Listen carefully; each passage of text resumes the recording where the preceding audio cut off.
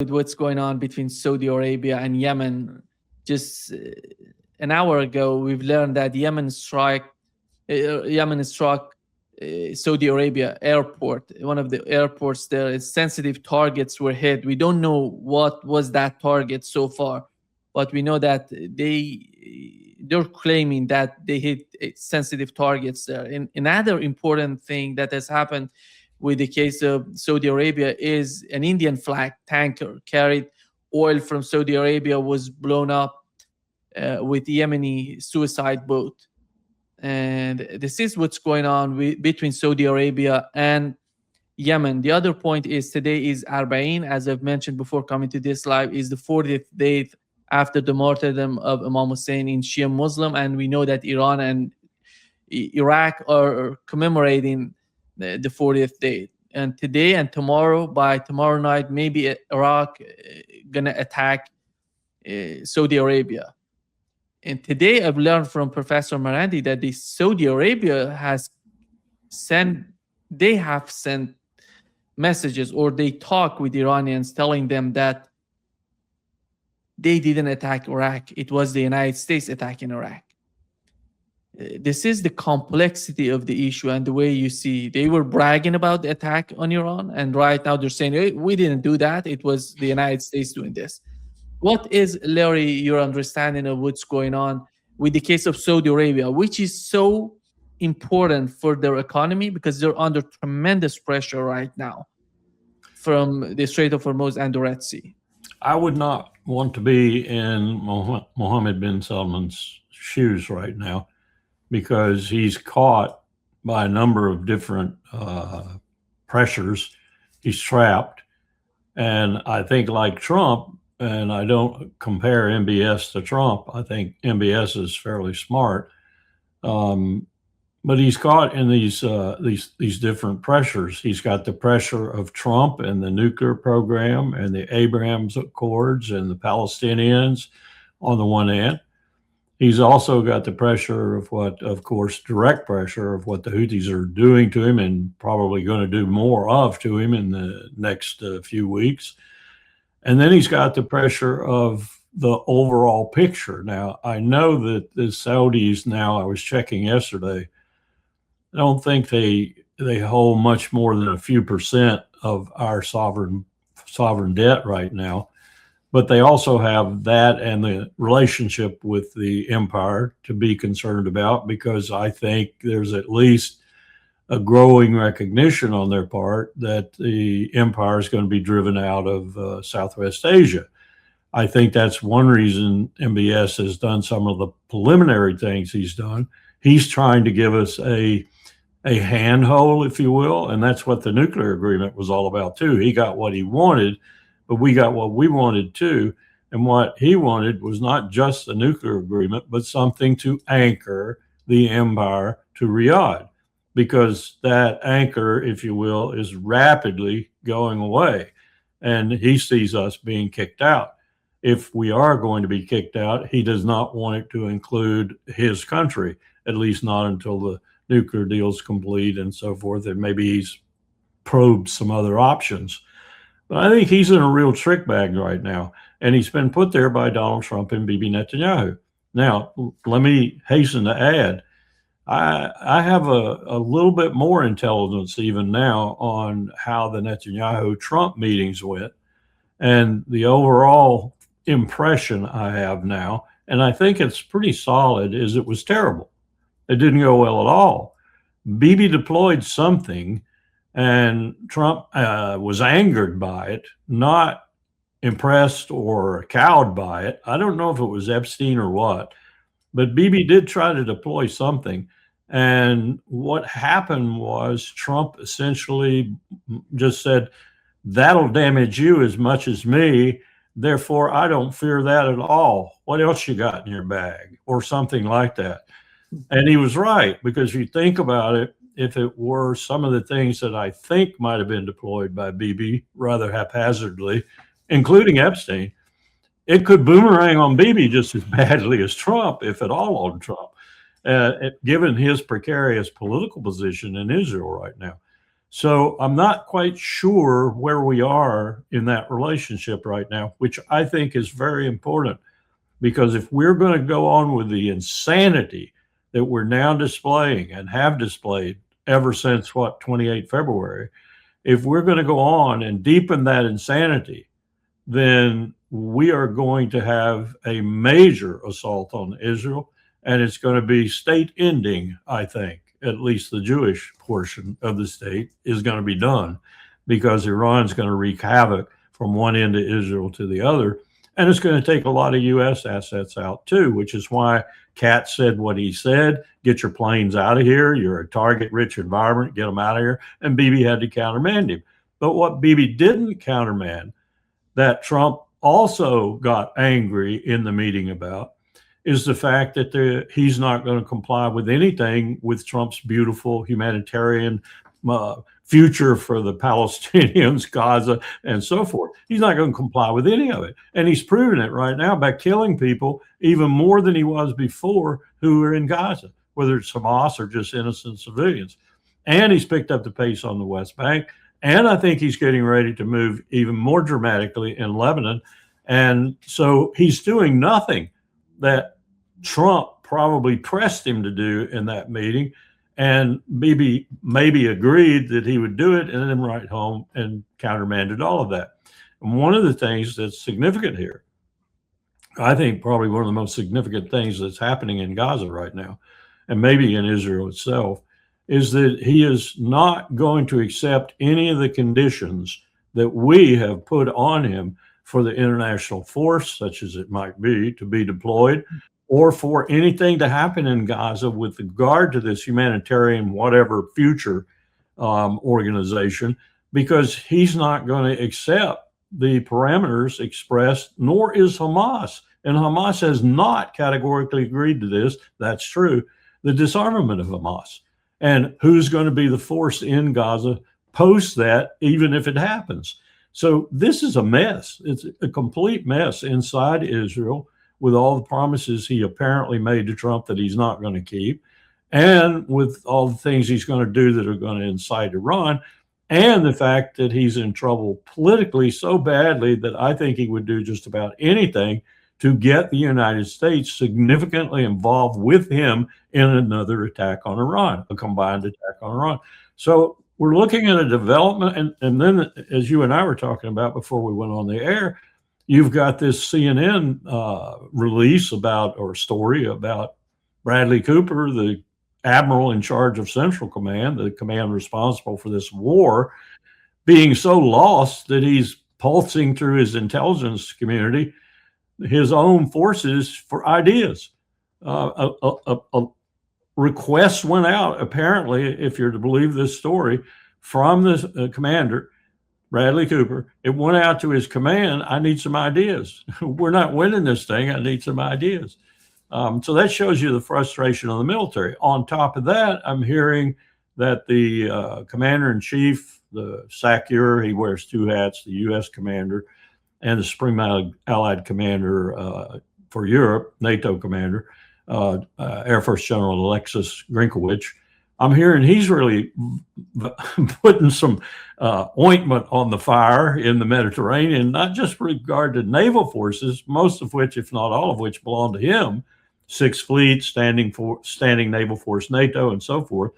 And they're being asked to defend Israel when this thing comes together and Israel gets under really horrendous attack from Iran. And he's saying, rightfully so, I can't do that and support my own war plans. And you've got other commanders in chief around, they don't call them sinks anymore, they call them combatant commanders around the world.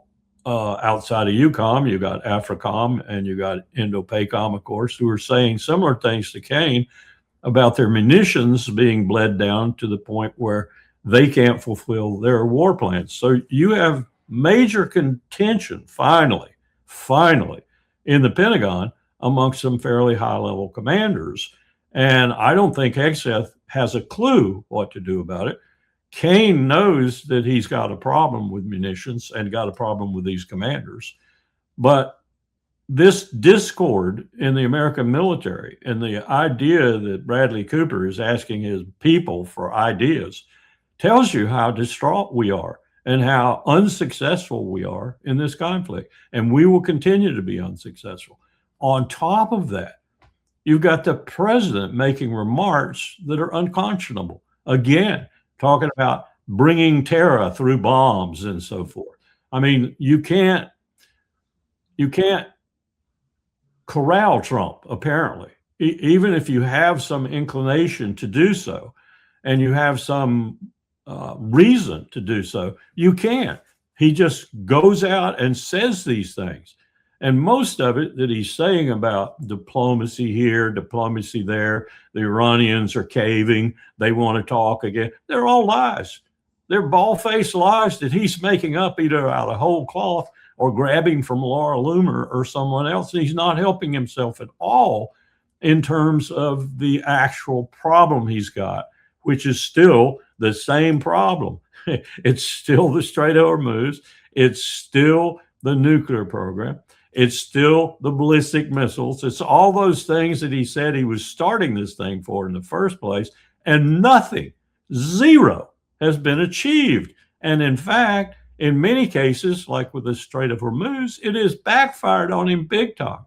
So we're sitting here with a president who has no idea how to get out of the mess that he's in and continues to lie regularly about it in terms of diplomacy going on and in terms of military action going on, because he knows no other thing to do. Now, I would submit to you that we cannot lie our way through the commander-in-chief out of this conflict. And so we're in a real mess right now, probably a deeper mess than even I thought we would eventually get into. Laurie, in the article that you mentioned on CNN, it says that we're looking for a new creative and unconventional ways to pressure and punish Iran. And what comes to your mind when it comes to the unconventional ways? What does that mean to you? It could mean any number of things, including using ground forces in a selective way, including going after Carg Island, for example. It could mean any number of things. It could also mean using nuclear weapons. I hope not, but it could. But it shows you the desperation of Bradley Cooper, even if this is a true story, and it rings true to me, but it shows you the desperation. What can we do? Nothing that we have done that we have been authorized to do, or maybe the things we've done that we haven't been authorized to do, I've been there before, has worked. And it doesn't appear that it's going to work. So we can keep dropping bombs all day long until we run out of bombs, but it's not going to break Iran's will. So what can we do?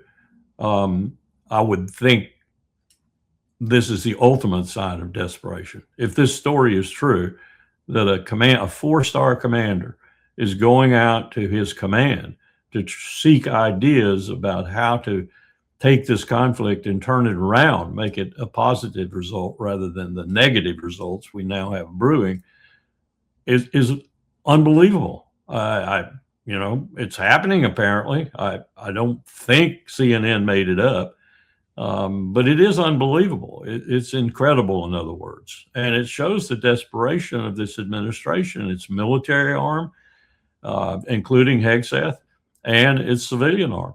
They simply don't know what to do. They started this war.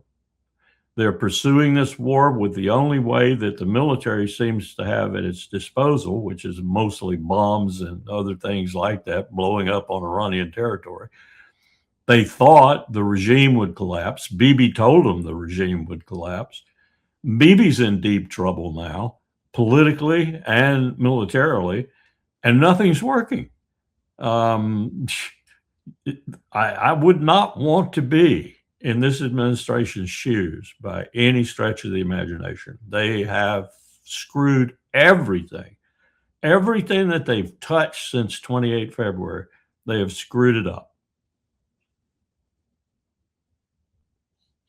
When they're talking about the ground invasion, Larry, yesterday we've learned that Iranian special ground forces, they have implemented, carried out something like more than 14 operations on Iraqi soil in Iraqi Kurdistan. It means that the fight on the ground has happened or is happening as we talk. That's why you see Iranian attacks on Iraqi Kurdistan and in that areas. It wasn't inside Iran, it was outside of Iran. In Iraq, it's somehow Iran is preemptive the attack, is going preemptive on any sort of possibility of the ground invasion from that border.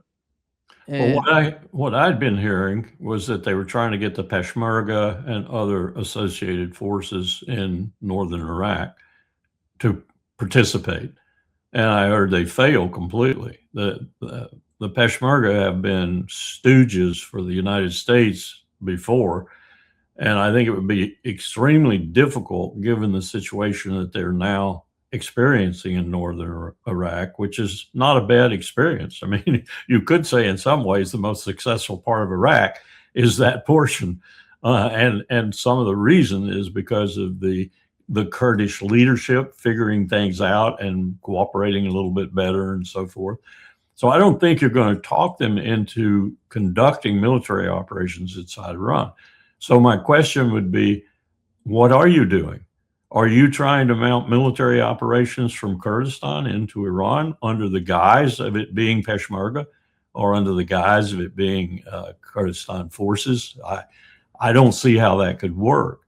And I return to my original point. They've been fooled so many times by the United States. I go all the way back to Operation Provide Comfort, for example.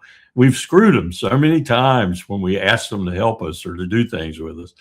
That I wouldn't fall for our tricks anymore. I simply wouldn't. So I don't know what they're talking about doing out of Kurdistan unless we're talking about using our forces out of Kurdistan to do something to try and disrupt Iran. I don't think that would work. I really don't. And I'm wondering how the Turks feel about this, because the Turks had come to a fairly good accommodation with the forces that they were always having to send troops down in to regulate every now and then in Kurdistan, because the Turks have a real interest, a significant interest, not only in what's happening in southeast Turkey, but also what's happening in Iran, Syria, and Iraq. And they had seemingly settled their problems. They haven't put any troops in there that I'm aware of significance in a long time in Iraq. So this would be stirring that up again. And I don't think they'd be happy about that either. And I'm still waiting. I'm still waiting, as Doug McGregor says, it's going to happen, for Turkey to enter this fray in some way and to throw its weight in somewhere. I'll be very interested to see what the Turks do if Netanyahu really goes whole hog in Lebanon again. He's still got Hezbollah to deal with, and Hezbollah is a viable front. I suspect they're resupplied fairly well now. If you think about that railroad coming into Iran from the west or the east into Tehran, and you think about the Caspian link, I'm pretty sure some of those supplies have gotten to Hezbollah. So they're ready to go again too. And if Hezbollah joins with Iran in this attack that may be coming on Israel, it's going to be hell to pay for Israel. I think in the case of Israel, it doesn't matter if you have Benjamin Netanyahu or maybe Naftali Bennett coming. Naftali Bennett said he feels that Qatar is worse than Iran because Qatar is somehow playing with the United States, trying to say we are not the enemy, but they're the enemy of Israel, he said. You wonder how much of that is political rhetoric, because he wants to replace Netanyahu. But I suspect it's genuine. I don't know Bennett that well, but I suspect there are some, let's put it this way, there are some in the Likud in particular, but in the smaller parties that compose the coalition, who don't like Qatar at all. And they're probably right. I mean, when you parse it closely, they're probably right. But some of that's Netanyahu's fault because he was using Qatar to funnel money to Hamas in order to support Hamas over the Palestinian Authority because Hamas was against the two-state solution and the Palestinian Authority was for it. So he didn't like the Palestinian Authority and he wanted to indirectly use Hamas to keep them from being triumphant. And he was fairly successful with that, only the blowback on October the 7th was significant. If you believe Netanyahu didn't know it was coming, and if you believe Netanyahu didn't let it come. Now, there's a school of thought amongst people more expert in the region than I that Netanyahu knew all about it and used it like 9/11 and the way we use 9/11 in America to respond with military force, sanctions, and everything else. It gave the neoconservatives an excuse to implement the clean break strategy, in other words, of which we're seeing the last chapter right now. The last chapter was overthrow of the regime in Iran and ensuring Israel's security and perpetuity, and also ensuring greater Israel. These strategies are all mixed up now. They're all, to a certain extent, confounded, but enough of them have come true, both ours after 9/11, the global war on terror, if you will, and this business with Iran now.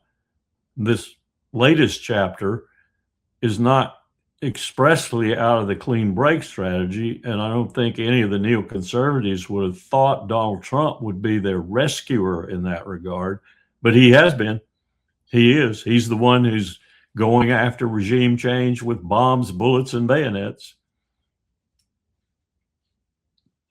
The situation, Larry, is desperate for Donald Trump. You can understand it from latest comments on Chevron and Exxon. He said that these people are making a lot of money and they're not sharing that because of the shortages, because of what's going on with the Strait of Hormuz. When he goes against Exxon and Chevron, there is something big going on. Yeah, those are two of his biggest supporters. Yeah. And I just watched, I don't know if you've seen the documentary that Abby Martin and some others did on climate change and the climate crisis, and the biggest contributor there too. She's absolutely right in this documentary. I mean, the American military is like something like the 54th state, right, with Portugal on the list of fossil fuel consumers or whatever. And when you look at ExxonMobil is in both. I divide the two states that make up America and the empire now into the national security state. Most people know about that. Most people have read something about that. It came about after World War II. The national security state's entire desire is summed up in Lockheed Martin, RTX, and the other death merchants, and all the money being made off of that. But there's also the predatory capitalist state. And Nancy McLean down at UNC Chapel Hill has written about this in her book, Democracy in Chains. Charles Koch sort of started that. So you have these two states that exist in the empire right now. The national security state is consuming tons of money, and the predatory capitalist state is helping it and fueling it, as it were. So you have companies like ExxonMobil that are in both states because it is a predatory capitalist enterprise par excellence.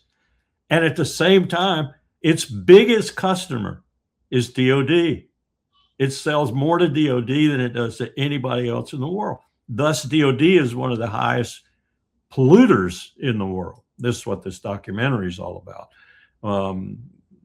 Graphic scenes in there where they tell you that one B-52 consumes as much as millions of Americans driving on the highway, those sorts of things. At the same time, you have Lockheed Martin, for example, and all of those death merchants.